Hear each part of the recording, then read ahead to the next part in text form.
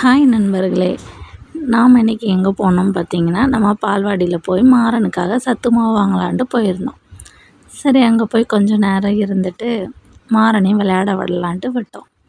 அவனுக்கு பார்த்தீங்கன்னா பசங்களை பார்த்தோன்னே ஒரே குஷி. வீட்டுக்குள்ளேயே இருந்தோம்ல, இப்போ வெளியே வந்தோடனே ஏதாவது குறும்பு பண்ணிகிட்டே இருப்பான். இங்கேயும் என்ன பண்ணுறான்னு பார்க்கலான்ட்டு நாங்களும் பார்த்துட்ருந்தோம்.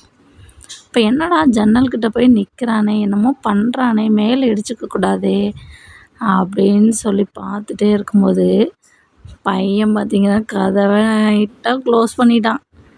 க்ளோஸ் பண்ணிட்டு ஒன்றுமே தெரியாத மாதிரி வந்துட்டு அந்த அப்படி பார்க்குறான். ஐயோ யாரோ பூட்டிட்டாங்களே அப்படிங்கிற மாதிரியே பார்த்துட்டு வந்துட்டான். அப்புறம் பார்த்திங்கன்னா இன்னொரு பசங்க ஏதோ வச்சு விளாண்டுட்டு இருந்தாங்க. அதை போய் கேட்டான், அவன் கொடுக்கல. பிள்ளை சோகமாக வந்துருச்சு. அப்புறம் ஏதோ சொன்னான். சொல்லிவிட்டு அப்புறம் எங்களுக்கு பின்னாடி 2 வாட்டர் கன் இருந்துச்சு. அது சூப்பராக இருந்துச்சு மாடலாக. உடனே அதை பார்த்தோன்னே பையனுக்கு ஆசை வந்துருச்சு. அவனுக்கும் வாட்டர் கன் வேணுமாம்மா.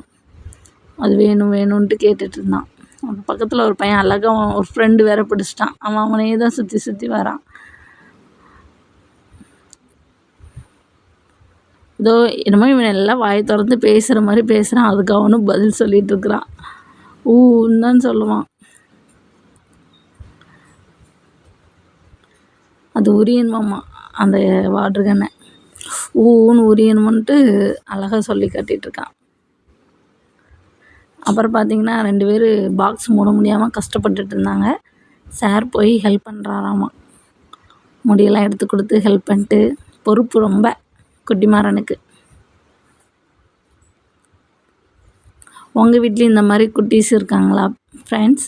அவங்களும் இந்த மாதிரி ஏதாவது லூட்டி பண்ணாங்கன்னா கமெண்டில் சொல்லுங்கள். எங்கள் வாள் என்னென்ன வேலை செய்யுது பார்த்தீங்களா? விளையாட்டு ஜாமாவில் போய் நைஸாக போய் ஒரு பொம்மை எடுத்துகிட்டு விட்டார். கீழே விழுந்துட்டார். அது பேர் பொவ்வாம்மா. அவன் பொவ்வுன்னு எங்கிட்ட காட்டிகிட்டு இருக்கான்.